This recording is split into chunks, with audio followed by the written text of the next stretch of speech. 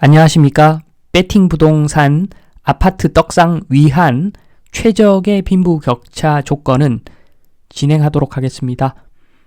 요즘 보면은 2024년을 딱 보면은 화두가 되는 것이 똘똘한 한 채입니다. 똘똘한 한 채. 인구가 감소하고 그러면은 부동산이 좋을 리가 없죠. 그런 상황에서 똘똘한 한 채 이야기가 나오면서 서울 쪽 아파트의 상승세가 두드러진 한 해였습니다. 특히나 강남 아파트 상승세가 돋보이던 한 해였는데 이걸 잘 봐야죠. 그러니까 좋은 건 알겠다. 그런데 좋은 것보다도 가격이 훨씬 높아버리면 그 가격은 좋은 가격이 아니죠. 반대로 안 좋게 생각했는데 그 안 좋은 것보다도 훨씬 더 저렴하게 거래가 되더라. 그러면 그 가격은 좋은 가격입니다. 이런 관점에서 한번 봐야 되는데 지금 이야기하는 것은 통계에 대한 이야기가 아니라 경향성에 대한 이야기입니다. 수치를 보지 마시고 개념을 한번 봐주시면 좋겠습니다. 양극화하면은 요걸 빼놓을 수가 없죠. 로렌츠 곡선하고 지니 계수 둘 다 사실은 같은 말입니다.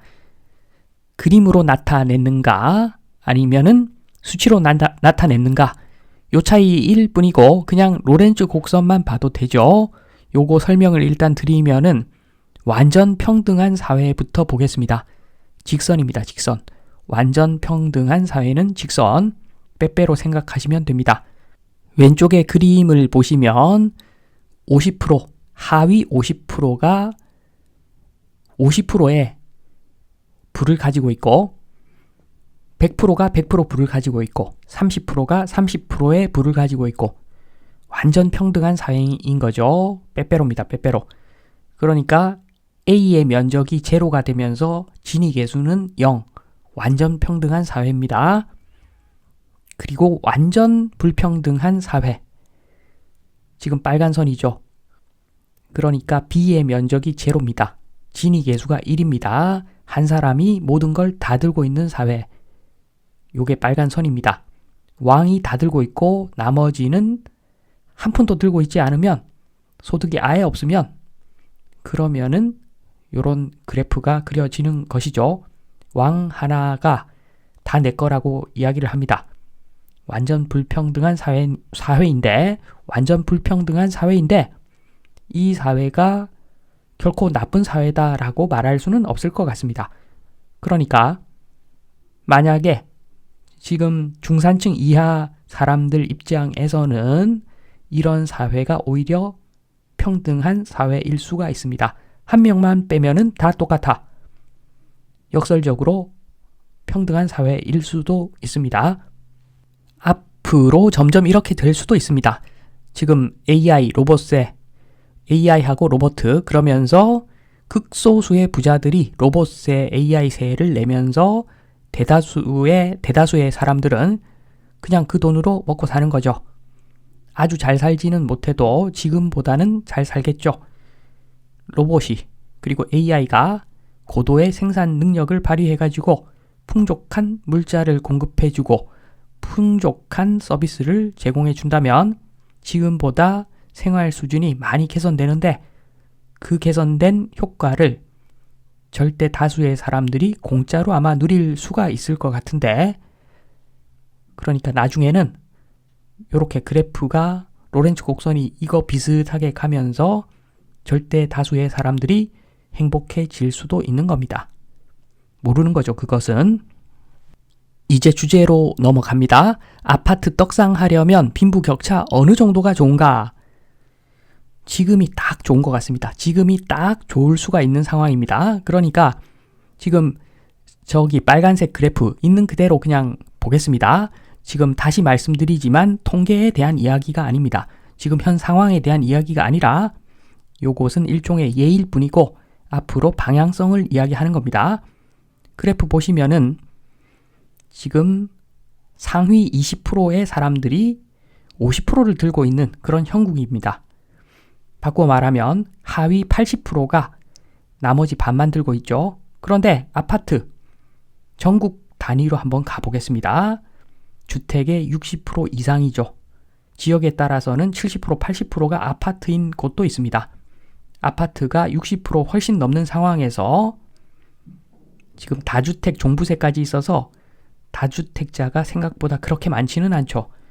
그렇기 때문에 엄청나게 많은 사람들이 전국적으로 아파트를 들고 있는데 그 들고 있는 사람들이 80% 이하 사람들이라는 겁니다. 대다수가 80% 이하 사람들이죠.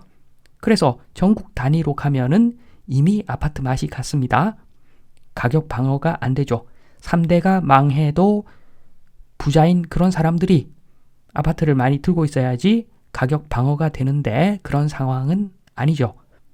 하위 80% 상당수가 아파트를 보유하고 있기 때문에 가격 방어가 안 된다.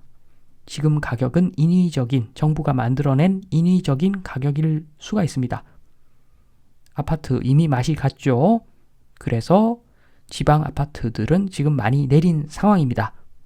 역설적으로 너무 많이 내린 곳은 안 좋은 것보다 가격이 더 안 좋을 수가 있는데 그런 곳은 찬스가 될 수 있다. 그런 말도 있는 거죠. 그러면은 똘똘한 한 채만 보겠습니다. 일단 서울 아파트만 보겠습니다.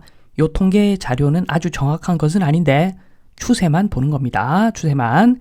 서울 인구 936만 명, 그리고 서울 주택은 384만 호. 그러면은 가구당 2.44명 정도 거주한다고 봐야 되는 거고, 아주 이상한 숫자는 아니죠. 지금 보면 아파트 사는 사람이 서울은 60% 정도 되는 거죠. 그러면은 아파트가 230만 호 정도 되고 여기에 거주하는 사람들이 561만 명 정도 된다.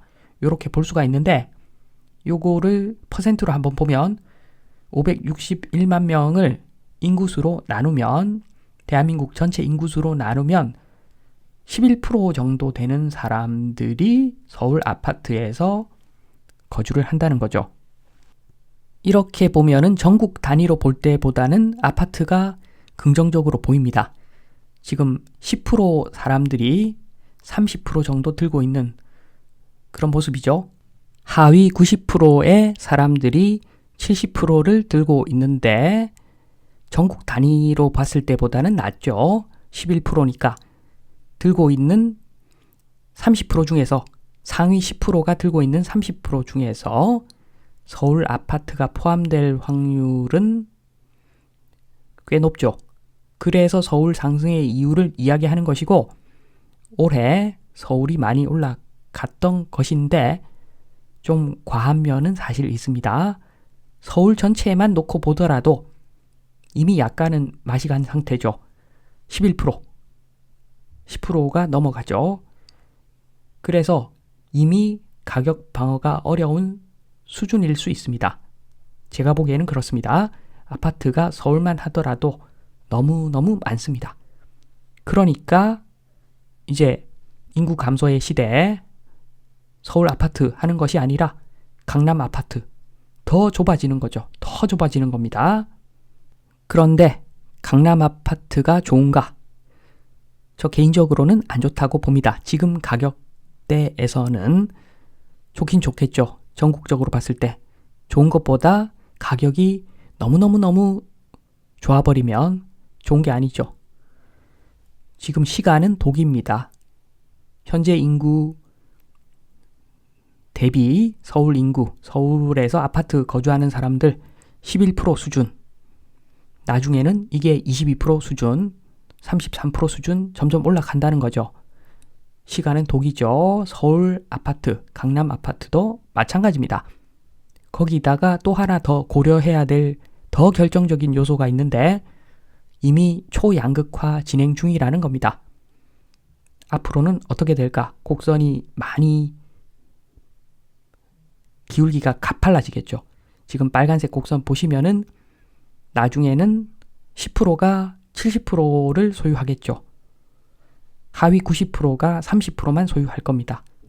그리고 요거는 좀 더 세부적으로 들어가 보면은 요 정도 수준까지 갔다라고 보면은 상위 1%가 50%를 소유하는 상황이 아마 되어 있을 겁니다.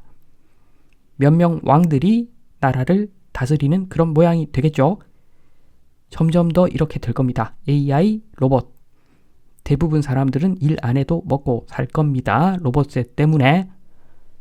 이런 상황이 오면은 과연 강남 아파트라고 해서 버텨낼 수 있을 것인가?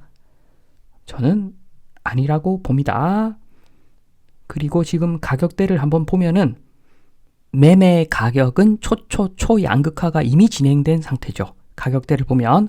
그런데 전세 가격을 보면은 그냥 어느 정도 양극화 정도 수준입니다. 전세하고 매매가하고 3배 정도 차이가 나 버리는 상황이니까 그러면 그 이야기는 실제 사용하는 사람들은 초상류층이 아닌데 가격만 상류층이다. 이미 한계를 넘어서서 가격을 반영해 버렸다. 미래의 가격까지 다 땡겨 먹어 버렸다. 그럴 수 있습니다. 어떤 관점에서 본다면 지금 초양극화가 진행될 것이고 더 극심한 양극화가 진행될 것이고 그리고 인구도 줄고 그런데 그게 절대 다수 입장에서는 오히려 더 평등한 사회로 가는 것일 수도 있는 겁니다. 아무튼 지금 아파트 똘똘한 한 채의 가격은 지금이 제일 좋은 시기이고 좀 더 초양극화가 진행되어 버리면 가격을 아마 방어하기는 힘들 것이다. 말씀드리면서 이만 마치도록 하겠습니다. 감사합니다.